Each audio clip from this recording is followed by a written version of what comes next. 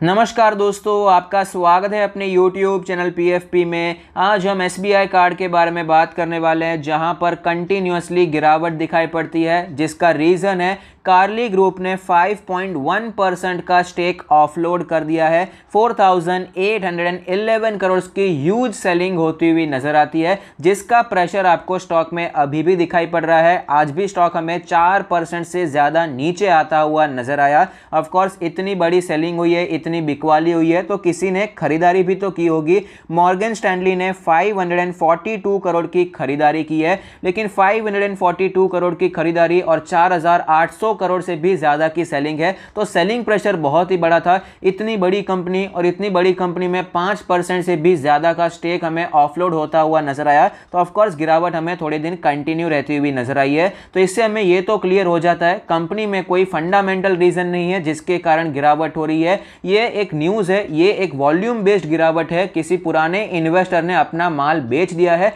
जिसके कारण आपको गिरावट दिखाई पड़ती है। इतना बड़ा स्टेक ऑफलोड हुआ, इसीलिए स्टॉक गिर रहा है। तो कोई फंडामेंटल रीजन नहीं है, कंपनी में कोई प्रॉब्लम नहीं है, ये बात तो क्लियर हो गई है। तो आगे क्या करना चाहिए उसके बारे में चर्चा करते हैं। SBI कार्ड का लास्ट ट्रेडेड प्राइस है 933 रुपीज, जो कि 4.5% नीचे है।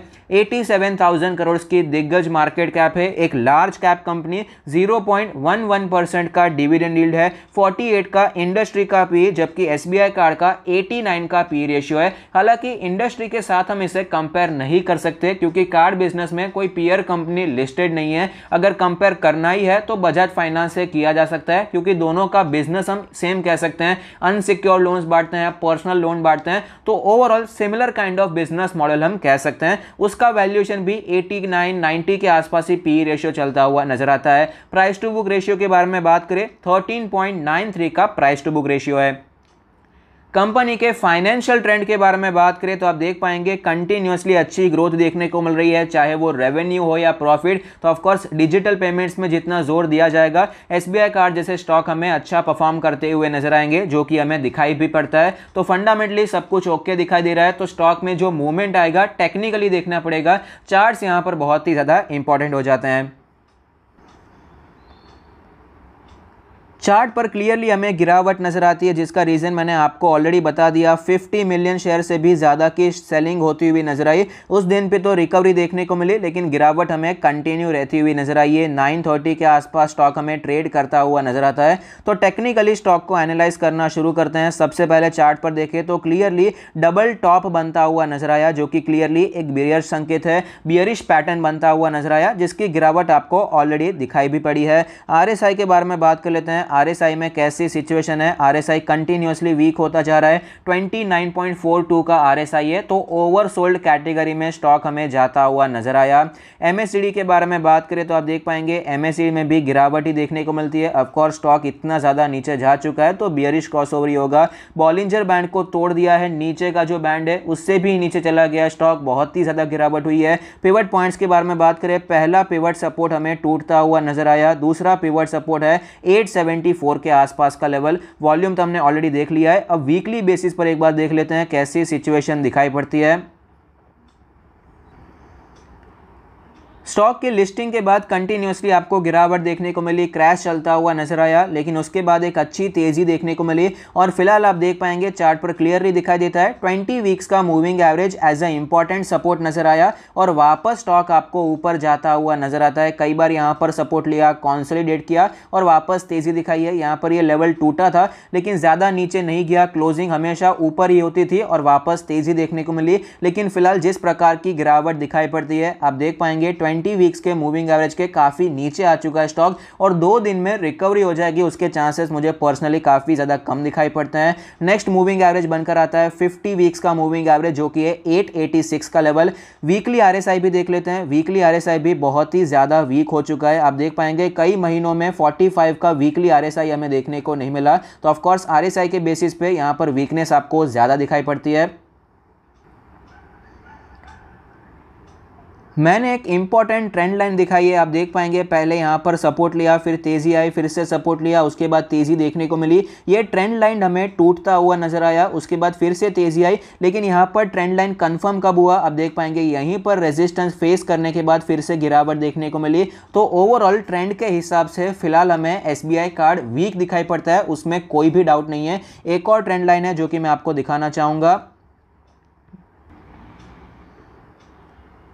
यहाँ पर भी आप देख पाएंगे क्लियरली सपोर्ट हमें टूटता हुआ नजर आया है। आप देख पाएंगे यहाँ पर सपोर्ट लिया, उसके बाद तेजी आई, फिर से सपोर्ट लिया, फिर से तेजी देखने को मिली, लेकिन ये सपोर्ट हमें टूटता हुआ नजर आया। इस ट्रेंड लाइन पर हम भरोसा भी कर सकते हैं क्योंकि पहले भी हमें ये फॉलो होता हुआ नजर आया है। आप देख पाएंगे गिरावट हुई थी, रेजिस्टेंस फेस किया, फिर से तेजी देखने को मिली, फिर से यहाँ पर रेजिस्टेंस फेस करने के बाद जब इसके ऊपर गया उसके बाद ही आपको तेजी देखने को मिली। तो क्लियरली ये भी ट्रेंड लाइन हमें सही दिखाई पड़ती है। इसके हिसाब से भी जो इंपॉर्टेंट सपोर्ट टूटता हुआ नजर आया। दोनों हमने ट्रेंड लाइन देख लिया, इसके हिसाब से स्टॉक हमें बहुत ही ज्यादा वीक होता हुआ नजर आता है, तो स्टॉक में और भी गिरावट हो सकती है, ये हम इग्नोर नहीं कर सकते। स्टॉक में यहीं से बाउंस बैक आ जाएगा, इतना कॉन्फिडेंटली हम नहीं कह सकते हैं। चार्ट पर क्लियरली वीकनेस दिखाई पड़ती है, RSI बहुत ही ज्यादा वीक हो रहा है। तो यहाँ से हमें कौन से लेवल एक्सपेक्ट करने चाहिए ये भी मैं आपको बताना चाहूँगा। सबसे पहले एक सपोर्ट बताता हूँ जो कि बहुत ही ज़्यादा इंपॉर्टेंट है। 50 वीक्स का मूविंग एवरेज 886 का लेवल है, ये याद रखिएगा। उसके बाद अभी डेली चार्ट पर देख लेते हैं। डेली चार्ट पर जो 200 डेज का मूविंग एवरेज है वो 918 का लेवल है। अब चार्ट पर देखते हैं, जो पहले एज अ सपोर्ट देखने को मिला, सपोर्ट कौन सा लेवल था, 895 890 के आसपास का लेवल। उसके बाद 900 का लेवल एक बहुत ही इंपॉर्टेंट रेजिस्टेंस रहा था जो कि बाद में सपोर्ट की तरह दिखाई दिया। ये जो 850 का लेवल है ये बहुत ही स्ट्रॉन्ग रेजिस्टेंस की तरह नजर आया, और ओवरऑल हमने 50 वीक्स का मूविंग एवरेज भी देखा, वो 886 के आसपास बनकर आता है। तो 880 से करके 920 के जो आसपास का जोन है ये बहुत ही इंपॉर्टेंट जोन है। ये 40 रुपए का जोन एक एक्यूमुलेशन का जोन हो सकता है, यहां पर खरीदारी की जा सकती है। ये जोन बहुत ही ज्यादा इंपॉर्टेंट है। अगर ये जोन भी टूट जाता है, अगर ये जोन हमें टूटता हुआ नजर आता है, तो जो दूसरा level as a strong support फिलहाल नजर आता है वो 770 के आसपास का लेवल है, क्योंकि वहां पर पहले स्टॉक ने 4-5 बार सपोर्ट लिया, उसके बाद अच्छी तेजी देखने को मिली। मैं आपको डराने की कोशिश नहीं कर रहा, लेकिन जब आप खरीदारी करते हैं तो आपको मेंटली प्रिपेयर रहना चाहिए। आपको पता होना चाहिए कि वर्स्ट केस सिनेरियो में स्टॉक कहां तक जा सकता है। इससे क्या होता है, पैनिक सेलिंग एकदम अवॉइड हो जाती है। स्टॉक कई बार अच्छा होता है लेकिन आपको पता नहीं है स्टॉक कहां तक जा सकता है, पॉसिबिलिटी क्या है, और बाय चांस स्टॉक और 10-15% गिर जाता है तो पैनिक में आप सेलिंग कर देते हैं। वहां पर खरीदारी का मौका होता है, डर कर सेलिंग करते हैं कि और नीचे जाएगा तब खरीद लेंगे। तो यहां पर 770 भी पॉसिबल है। अगर हमें 880 920 का जोन टूटता हुआ नजर आता है तो एक्यूमुलेशन करना है, तो 880 से करके 920 लॉन्ग टर्म की बात कर रहा हूं। ऑफ कोर्स इतना जो बड़ा जोन है 880 40 रुपए का जोन है, तो शॉर्ट टर्म की बिल्कुल बात नहीं कर रहा, लॉन्ग टर्म की बात कर रहा हूं। For a long term investor 880 से करके 920 का जोन बहुत ही अच्छा जोन है, जहां पर वो पहला एक्यूमुलेशन करने के बारे में सोच सकते हैं, स्टॉक को एक्यूमुलेट किया जा सकता है। लेकिन अगर बाय चांस ये जोन टूट भी जाता है तो 800 के नीचे 770 के आसपास एक स्ट्रॉन्ग सपोर्ट नजर आता है, जो कि मेरे हिसाब से वो लेवल आना तो नहीं चाहिए, क्योंकि मार्केट में फिलहाल बहुत ही ज्यादा बाइंग हो रही है।